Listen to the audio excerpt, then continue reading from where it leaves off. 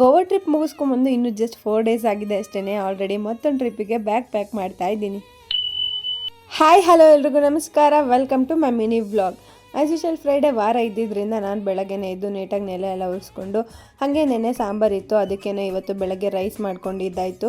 ಇನ್ನು ನಮ್ಮ ಸಾಹೇಬ್ರು ಅದೇ ಗ್ಯಾಪಲ್ಲಿ ಪಟ್ ಅಂತ ಪೂಜೆ ಎಲ್ಲ ಮುಗಿಸಿದ್ರು. ಇಬ್ಬರು ಕೂಡ ಒಟ್ಟಿಗೆ ಕೂತ್ಕೊಂಡು ಊಟ ಮಾಡಿಕೊಂಡು ಅದಾದಮೇಲೆ ನಮ್ಮ ಸಾಹೇಬ್ರು ನನ್ನನ್ನು ಕಾಲೇಜ್ ಹತ್ರ ಡ್ರಾಪ್ ಮಾಡಲಿಕ್ಕೆ ಅಂತ ಬಂದು ಅವರು ನನ್ನನ್ನು ಡ್ರಾಪ್ ಮಾಡಿ ಮತ್ತೆ ಕೆಲಸಕ್ಕೆ ಹೋದ್ರು. ಇನ್ನೇನು PG ಎಕ್ಸಾಮ್ಸ್ ಕೂಡ ಶುರು ಆಗ್ತಾ ಇದೆ. ಆಲ್ರೆಡಿ ವರ್ಕಿಂಗ್ ಡೇಸ್ ಕೂಡ ಕ್ಲೋಸ್ ಆಗಿದೆ. ಕ್ಲಾಸಸ್ ಯಾವುದು ರನ್ ಆಗ್ತಾ ಇಲ್ಲ, ಆದರೆ ನಾವು ಕಾಲೇಜಿಗೆ ಹೋಗಬೇಕು.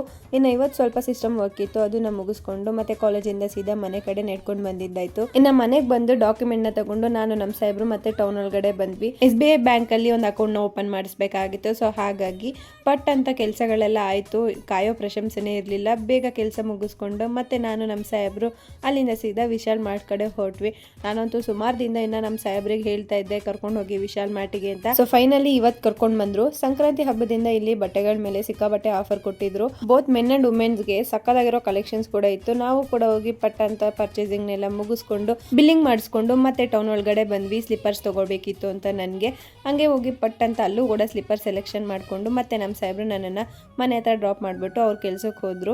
ಇನ್ನು ಮನೆಗೆ ಬಂದವಳೆ ನಮ್ಮ ಸಾಹೇಬ್ರದ್ದು ಒಂದು ವೈಟ್ ಶರ್ಟ್ ಇತ್ತು, ಅದನ್ನ ಐರನ್ ಮಾಡಿಕೊಂಡು ಹಾಗೇನೆ ನಮಗೆ ಬೇಕಾಗಿರೋ ಬಟ್ಟೆಗಳನ್ನೆಲ್ಲ ಎತ್ತಿಡ್ಕೊತಾ ಇದ್ದೆ. ಇನ್ನು ನಾವು ಗೋವಾ ಟ್ರಿಪ್ಪಿಂದ ಬಂದು ಜಸ್ಟ್ 4 ಡೇಸ್ ಆಗಿದೆ ಅಷ್ಟೇ. ಆಲ್ರೆಡಿ ಮತ್ತೊಂದು ಟ್ರಿಪ್ಪಿಗೆ ಅಂತ ಇಲ್ಲಿ ಲಗೇಜ್ನ ಪ್ಯಾಕ್ ಮಾಡ್ತಾ ಇದ್ದೀವಿ. ಈ ಸಲ ನಾವು ಮಂತ್ರಾಲಯಕ್ಕೆ ಹೋಗ್ತಾ ಇದ್ದೀವಿ. ಆ್ಯಕ್ಚುಲಿ ನಂದು ಕಾಲೇಜ್ ಎಲ್ಲ ಮುಗ್ದಿತ್ತಲ್ಲ, ಅವಾಗ್ಲೇನೆ ಹೋಗಬೇಕು ಅಂತ ಅನ್ಕೊತಾ ಇದ್ವಿ, ಆದ್ರೆ ಹೋಗಕ್ಕಾಗಿರ್ಲಿಲ್ಲ. ಸೊ ಫೈನಲಿ ಇವಾಗ ಹೊರಡ್ತಾ ಇದ್ದೀವಿ. ಇವತ್ತು ನೈಟೇ ಹೊರಡೋದ್ರಿಂದ ಬೇಗ ಬಂದು ಬಟ್ಟೆನೆಲ್ಲ ಪ್ಯಾಕ್ ಮಾಡ್ಕೊಂಡಿದ್ದಾಯ್ತು. ಈ ವ್ಲಾಗ್ ಇಷ್ಟ ಆದ್ರೆ ಲೈಕ್ ಮಾಡಿ, ನನ್ನ ಪೇಜ್ನ ಫಾಲೋ ಮಾಡ್ಕೊಳ್ಳೋದು ಮರಿಬೇಡಿ.